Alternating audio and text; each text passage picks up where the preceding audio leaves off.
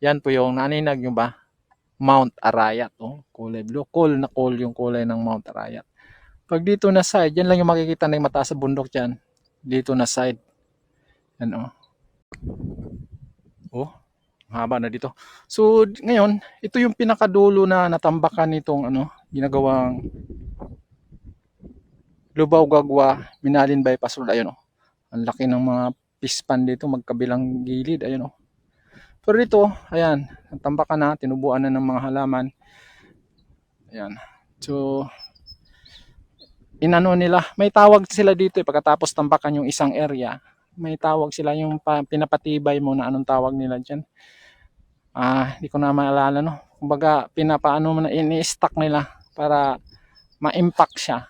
Hindi ko nga alam, may term silang tinatawag dito na pagkatapos peeling o anong tawag diyan, backfill, anong tawag nito, pagtambak no. Mayroon silang tinatawag na parang hindi ko na mahula. Yan. So ito ba yung dito sa pinakadulong bahagi dito sa Lubao Gagwa Minalin Bypass Road. Ayan oh. Yan, magkabilang kilid, mga palaisdaan dyan. Ito, lawak, lapad din. Tsaka yan yung ginagawa nila dyan na tulay. Cantilever. Anong tawag? Culvert, tulay. Ayan oh. Parang pista, daming sniper.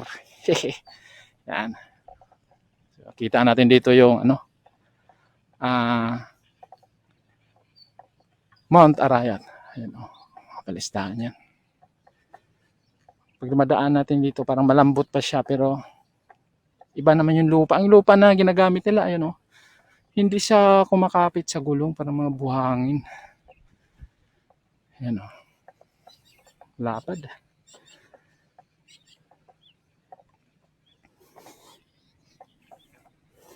Pero ang ilalim dito, nilagyan nila to ng yung kalimutan ko anong tawag nila dito.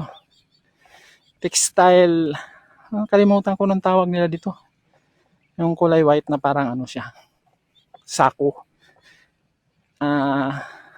Hindi ko anong tawag noon. Nilagay nila dito sa ilalim. Bago nila tinatambakan, mayroon silang nilalatag dito. Yan o. Kinis.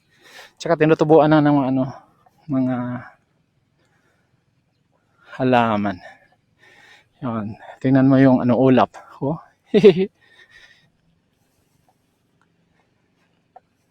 Yan. Yung mga sniper, hilira-hilira sila.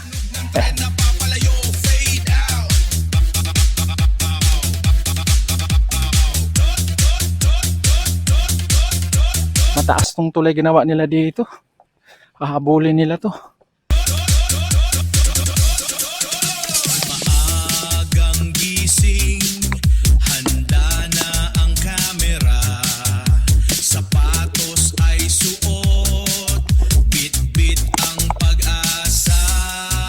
Salamat SSVPH sa bawat pag-update. Sa NSCR kami excited! Mula sa ere ng drone hanggang sa lupa, ang pag-unlad ng riles, iyong Ganun kahaba ito. Sniper oh. Sniper. Oh, kabila yung malaking palalim na palaisdaan dito. Ganyan kahaba yung ginagawa nila dito. Embankment.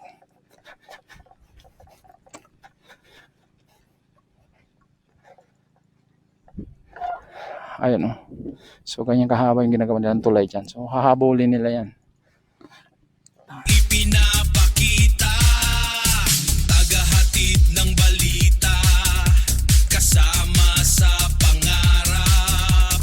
JESPPH, patuloy sa paglipad. JSVPH, ang mata. Sa bawat mga puno may sniper. Dito mayroon. Doon din. Huwag ka maingay. Huwag ka mabaril ka. Yan o. Dito.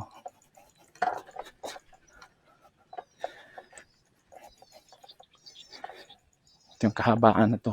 Papunta na to ng ano. Doon sa may MacArthur Highway, tatawid pa kabila ng ano, ng Sniper. Papunta ng NLEX. Ano. Pero okay yung tinatambak nila dito, hindi siya kumakapit sa gulong yung putik niya.